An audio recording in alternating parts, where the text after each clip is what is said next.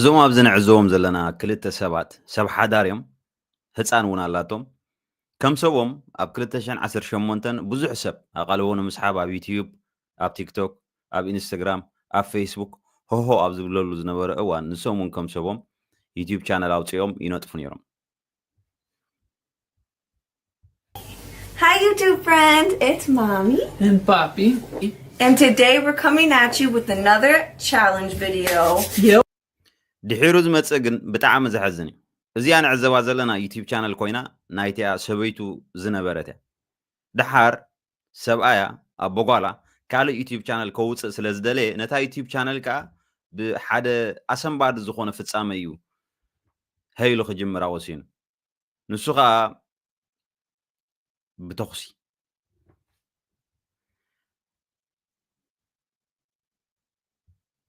So cute. We were gonna get his bike, but Wasn't ready. Wasn't ready. He went with my stepdaddy to go to Aberdeen. Yeah. Yeah. To go try to get his bike, but Yeah. wasn't ready yet. But he is back.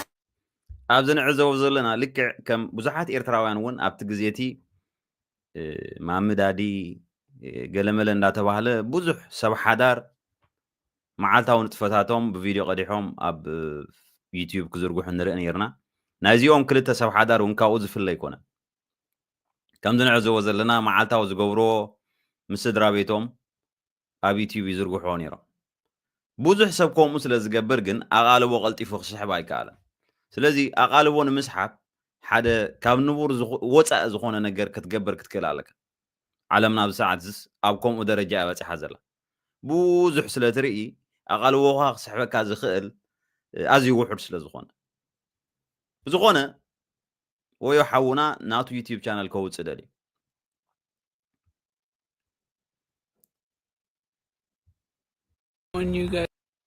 ኣብዚ ትዕዘብዎ ዘለኹም እታ ቀዳመይቲ ቪድዮ ናይታ ዩቲዩብ ቻነል بتخسي خفت دليو بتخسي خبها كل قنتاي مالتين دحرينا مصحف اب قدميو بخلته ايدو خمس غيرو خحزمو سبيتو قا كابرحو قوينا بشغوت توكيسانا تا مصحف كتهرما تا مصحف جن بولت بروف ويكا طيت كتحلف سلازي تقيل ولا حنتي ايت غبرننا توكسيا ايلوا نور حز اكل كلمنا يقني نسخا ابياتا اما وداتا جن اسدعوا سبيتو قا ناب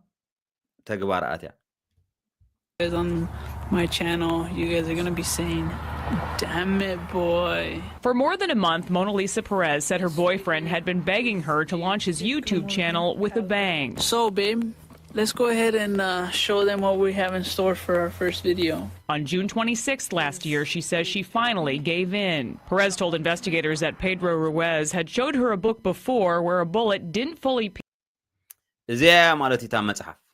إذا مصحف زيا قدم حجي تكويسلا نتا طيت سلازي حلفتا حجي خا ولا انت تكوش قطرح نتا مصحف كيتسحتي امبر كتقتلني اي تخلني خيلوا ننوح ابياتو تقاليساتو اي كونني غليلا مناتو بعل حداران ابو غالان سلازخونه نساون قدم حجي تومكروناي شغوت سلازي ولا تا شغوت زراخما ورقاوي شغوت كا بتاعم حيل زلوا 50 كالبر شغوتا Here's a hardcover book. I'm just not going to just set it and just shoot it. No. I'm going to stand behind it. And Mona Lisa is going to shoot it. For 15 minutes, the camera first captures his rambling plans. Every week, I'm going to be bringing you guys new videos, crazy videos. Before he shows off.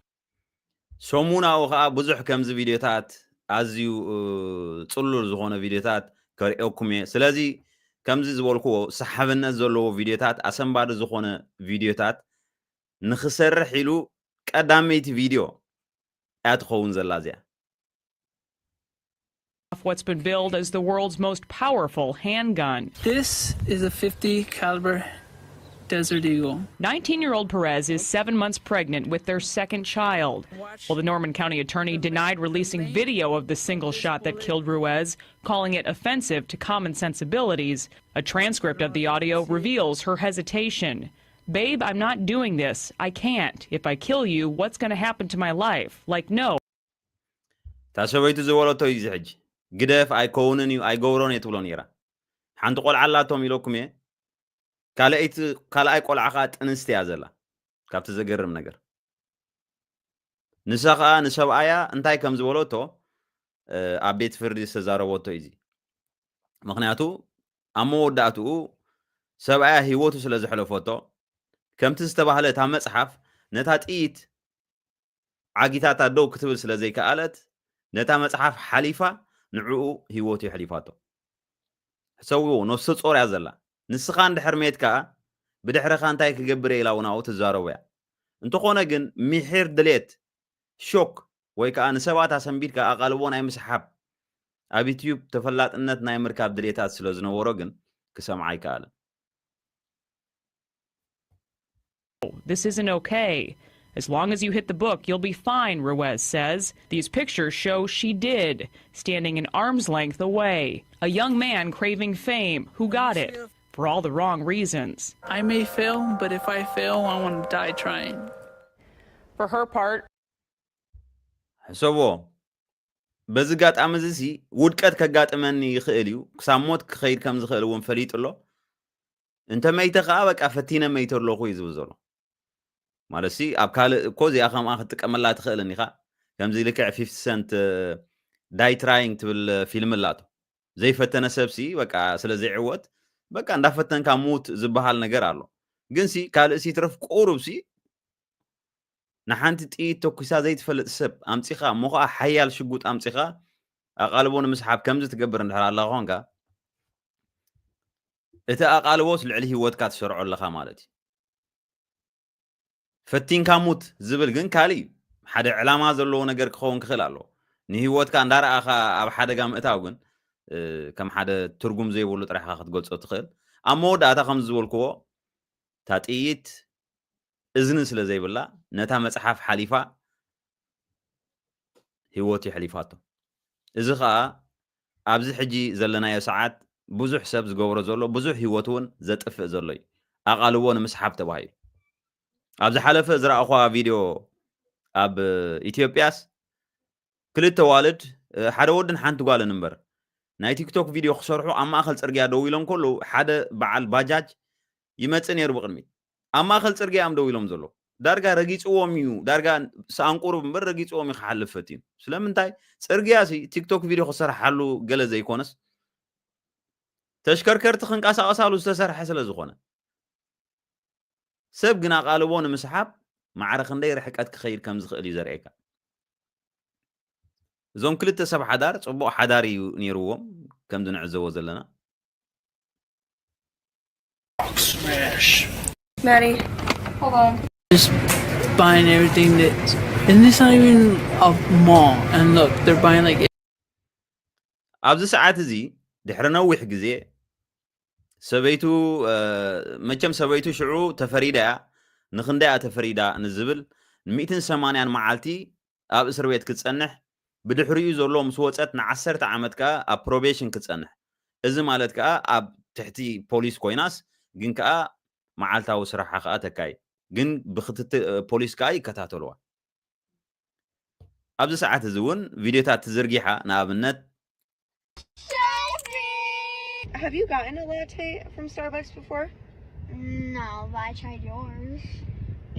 ኣብዚ ትዕዘብዋ ዘለኹም ኣብዚ ናይ ሕጂ እዩ ናይ ሎሚ ዓመት ኮይኑ ምስ ጓላ ኢኹም ትዕዘብዋ ዘለኹም ማለት ሕሉፍ ስለ ዝኾነ ሕማቕ ነገር ኣጋጢሙ እዩ ግን ከዓ ሂወትካ በቃ ተስፋ ክትቆርጽ ሂወትካ ክባላሽ ኣለዎ ማለት ኣይኮነን እዛ ሰብ እዚኣ እቲ ዝፈጸመቶ ፍጻመ ንዘለኣለም ካብ ሓንጎላ ከም ዘይሃስስ ዘጠራጠር ነገር ኣይኮነን ግን ከዓ ብፍላጥ ወይ ከዓ ንሕማቕ ሓሳብ ኢላ ዝገበረቶ ኣይነበረን ናይ ሰብኣያ ሂወት እውን ዝሓልፍ ኮይኑ ኣይተሰማዕ ሓውሲ ፀወታ እዮም ሪኦሞ ነይሮም እንተኾነ ግን ምስ ጓላ ምስ ደቃ እውን ብዙሕ ቪድዮታት ኣብ ቲክቶክ ተዘርጊሓ ብዙሕ ሰብ ከዓ ገሊኡ ሕማቕ ርእይቶታት ይህባ እዩ ፅቡቕ ርእይቶታት እውን ዝህቡ ኣለዉ እንተኾነ ግን ኣብዚ ሰዓት እዚ ከምዚ ትዕዘብዋ ዘለኹም ንሳን ጓላን ኣብ ቲክቶክ ክነጥፋ ይረኣያ ካልእ እውን ኣብዚ ሰዓት እዚ 3 ቆልዑት እዮም ዘለውዋ ማለት እዩ ብዝኾነ እዚ ዘላቶ ናይ ሕጂ ናብራ እዩ